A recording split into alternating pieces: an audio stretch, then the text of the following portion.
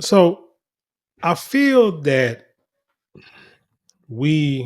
our people really need to slow down with this gender war and get back together, man. Get back to where it's supposed to be.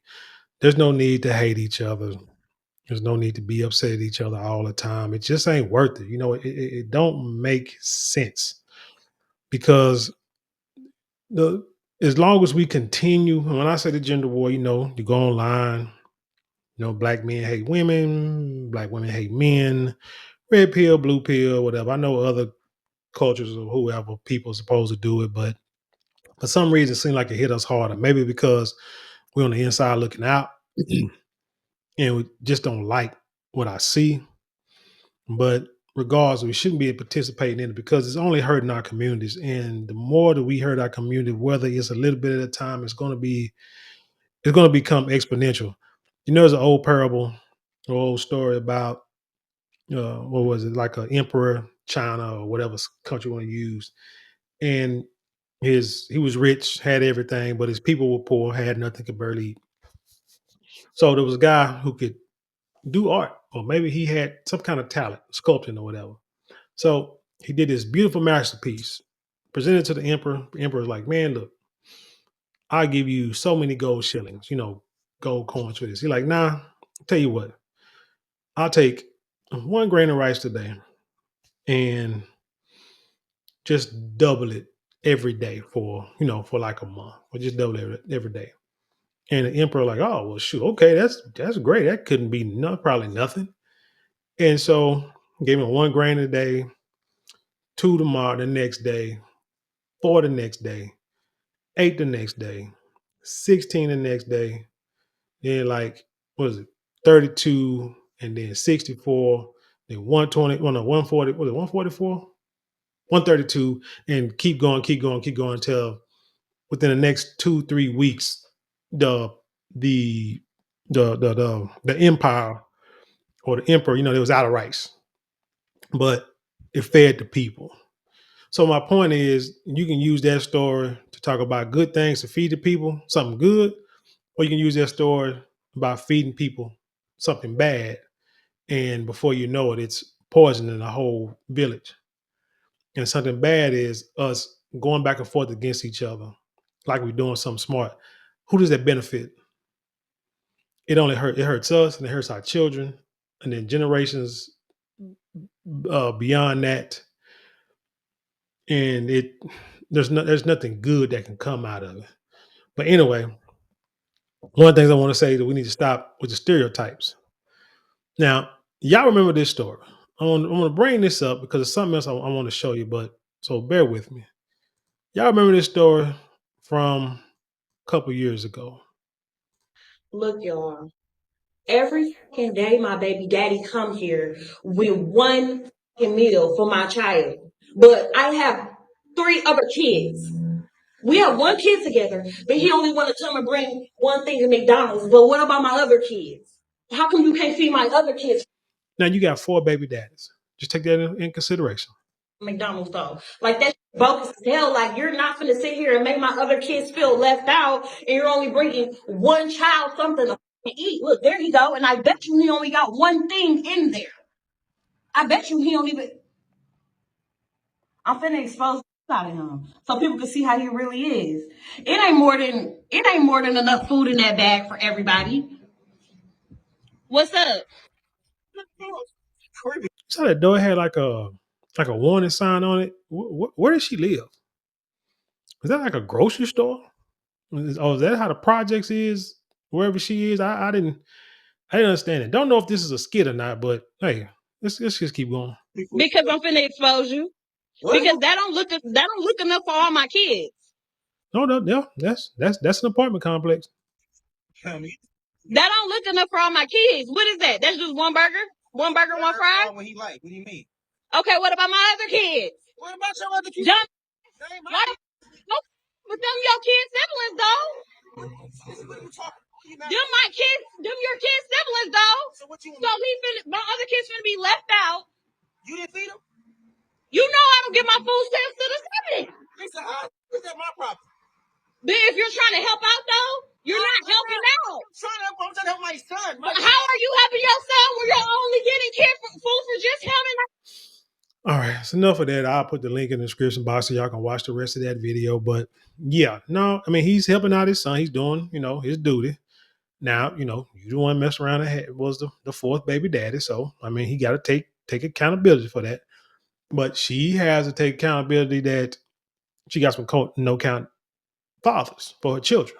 I mean, just that. So she's upset, probably not really at him, but upset at herself and upset at them other dudes that them children are by because they not doing nothing for their own children. Now you might say, oh, he could have, some of y'all gonna say he could have brought food for the rest of the kids, but I'm gonna say no. Not unless they are like in a relationship. Let's say if they're, well, hell, I can't say they're living together, but let's just say they get married, engaged, get married. I love your kids too. And then he wants to buy something for all of them. You know what I'm saying? I can get it. But any other situation, if he just they ain't together no more, maybe on child support, she getting food stamps, whatever. So it's like, nah, I'm just gonna take care of my younger. But that's the dilemma. That's the problem you face when the two of you lay down with each other and you know the situation when you walked into it, when you got into it. But I showed that video about the woman with the four baby daddies because I wanted to go back because fellas will be quick to say, well, this is just a modern woman. And this is what the life she chose, and blah, blah, blah, hate her and leave it on the side of the road to die. Okay. But the problem is, this ain't just a problem. This is not just a problem for the modern woman. This is history repeating itself. It has repeated itself for generations. Like I said, over time, it's only going to make our neighborhood worse. So, which brings me to this documentary here that came across my screen a couple days ago. It's called Black on Black.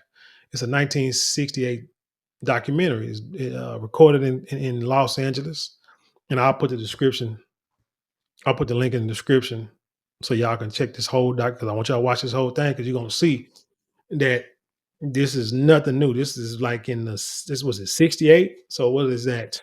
68, 70, 80, 90, 1, 2, 63 years. I could have did that in my head.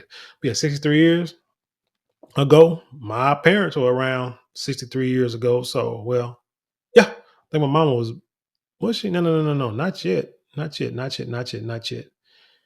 Okay, yeah, yeah, yeah, 63, yeah, yeah, my parents around then. But anyway, like I said, I want y'all to see this and recognize how nothing has changed, sadly, and it may have only got worse. Check it out. I have 13 children, and my husband is the father of all of them. Now that's a good man because he had his babies and he took care of responsibility no matter how hard it got. You know, the James Evans of South Central. But we have so many others in my neighborhood all around me. Have 9 children, and every child have a different father. One woman have 7, and neither of us have the same father. All of them have a different father. Maybe you have one that the father brings something over to him. Maybe one of the fathers love this guy, and he'll come over. And this makes the other children feel left out because the man is coming over. They see, here comes daddy, and he's only got a bag for Susie. Why is this, mama? Sound familiar? So you think about the first story I showed. Like I said, the mother's upset, not the dad. She wants the dad to step up, but she can't be upset with him because, again, those are not his children. She's more upset with herself and with the other fathers because they're not doing anything. And like this woman said, maybe this dad, he loves his daughter. He's gonna come bring her something to eat. He's gonna come take care of her. The other dads, they're not around. And then we got the kid who sit there and ask, You know what I'm saying? He ain't bringing me nothing to eat. Why is that? Well, let's get back into it. Let's do it. This don't have to be. I have 13 children, and my husband is the father of all of them. But we have so many others in my neighborhood all around me. I have 9 children, and every child have a different father. One woman have 7. And you think about it, and the statistics show that there are not even half of the men out here have kids, but more. It's like less men have children than women have children, which means that it's somebody out there making a whole lot of babies all over town. And so it's almost like, damn, are y'all all dating and being impregnated by the same guy, same guys that just go in circles, just it's like sharing and don't even know it. So we talk about these rappers out here and these entertainers all dating the same people, same women. Well, the same thing going on in the projects. Well, yeah.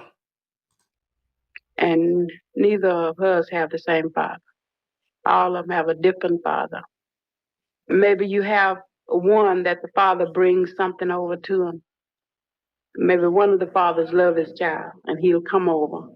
And this makes the other children feel left out because the man is coming over. They see, here comes daddy, and he's only got a bag for Susie. Why is this, mama? Well, he's not your father. Well, where's my father? Why don't he bring me something? Then it's get out of the house and stop talking to me. You see how that hurts the child? You see what I'm talking about? This is why we say that when you sit here and have like all these babies, is you're being selfish. Real selfish because you're not thinking about them babies.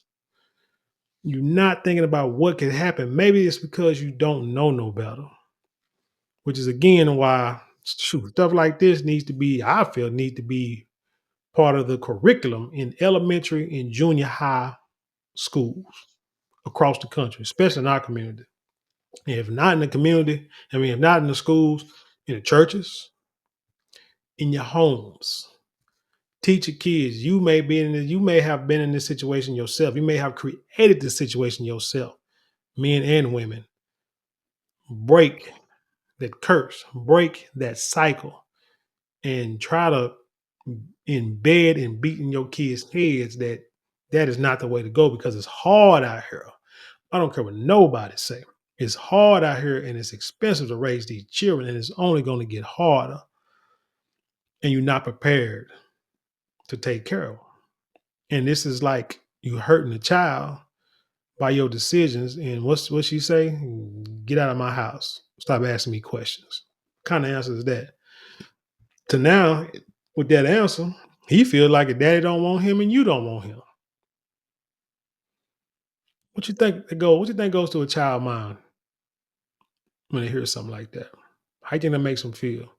Rebellious, become a bully, beating up folk, may join the gang, may pull out the strap, the Draco, you know? I think it's very rare to have both original parents in the home nowadays in time because things, just like I say, during that time, things were so hard when I was a kid that most fathers would just desert the mother, or they were having babies so fast and they didn't know how to stop until the father would just get disgusted and just up and leave. That was the only thing he knew to do. If a man is in the house, if a man's in the house, she can't get state aid. So this man, he has to go. He leaves voluntarily. It ain't nothing between him and his wife. He leaves voluntarily for ornaments for his kids and for his wife to survive. He leaves. You know what?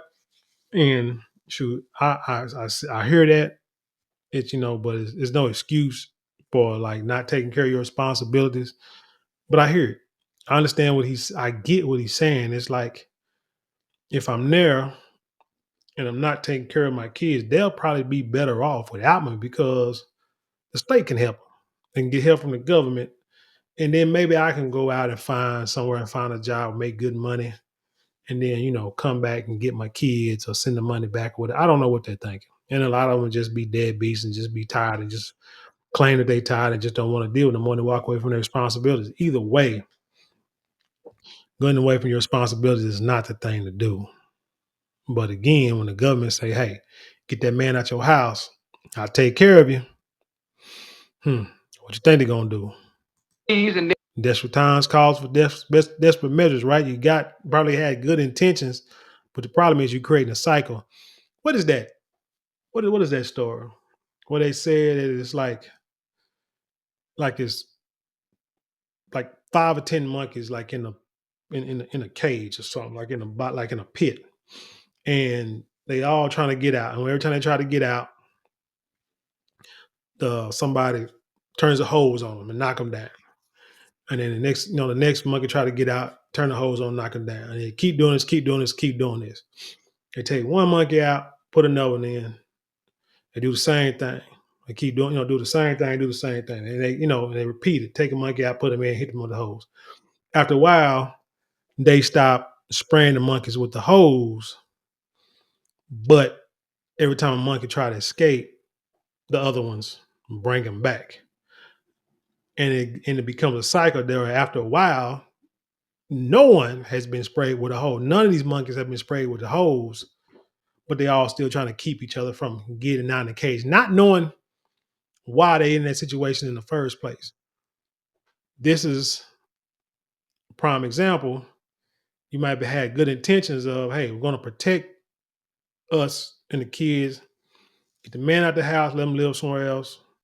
We'll give you Section 8. He called it State Aid, I guess, back then. Section 8, take care of the kids. Okay, fine. Well, as time go on, next thing you know, dad's going out the house and don't know why they're leaving the house. Well, they leaving the house because they remember their daddy left. And they don't know no better. So they're doing the same thing. And then next thing you know, it just after a while it becomes a cycle. It ain't got nothing to do with Section 8. It's just that dude just dead beat. So you got to be careful. Got to understand where it started. Then the state will support him as long as he's not there. A black man has never really been known to own a family. He's not really an upstanding figure in the home from the get go. See, because he has some cheap job paying nothing, in which his wife could go out and make twice as much if she happened to get out there and started working. Sound familiar? Women most educated, black women more educated than a black man after getting these degrees, getting these jobs, making more than the man. Sound familiar? No. But see, we call it the modern woman, the modern day. Now, this is systemic. Sorry, been going on, playing like that, and so now you do it, and you don't even know how it started or why it's like that anyway. Now you just do it. So we black people have never really owned a family, and this pattern has just been carried on through history. We do have families in South LA with the mother and the father in the home. And a lot of times you probably wouldn't know it because the father has been depressed so bad over a period of time that he's just not even noticed. He has been, maybe he has worked all his life, man. He's tired, and he just the kind of cat that just, as he got older, he just lays around, and taking it easy. Cause All right, so I'm gonna stop there because like it's a lot. This is like I say, it's a good documentary. It's an hour 27 minutes long. I recommend that you watch it. Watch it with your family. Um, take it to a local library and play it on the wall. I don't know, but you watch it with as many folks as you can because this is history, and this is history that has repeated itself continuously, probably before '68 and past, and it's going to continue past 2025 unless we do something different. But anywho, like I said, let's get off of this hating each other. I mean, you sound foolish. You're doing exactly what the man wants you to do if y'all into that. And it's time for everybody to just like start over fresh. If you can't do it, them little kids you got, teach them differently, show them differently, find role models they can hang around and where they can see how it should be, or at least make it easy on it. Nothing is perfect, but you do want to create the best situation for you and your family. But anyway, tell me what you think about this story. Leave your comments below. Share it with the world. Let's have an intelligent conversation. You know how we do around here. Don't forget to like, share, comment, and subscribe. Those 4 things cost you nothing but maybe a couple of minutes out your day, but it means the world to us here. Uh, if you would like to support the channel financially, you can get super thanks, super chat, super stickers, and you can go to the description box. There are links there you can click on and help support financially on that way. And also don't forget to hit that shop button below. We got great merchandise that I know that you will love. And with that being said, leave you in peace, and I'll see you on the other side.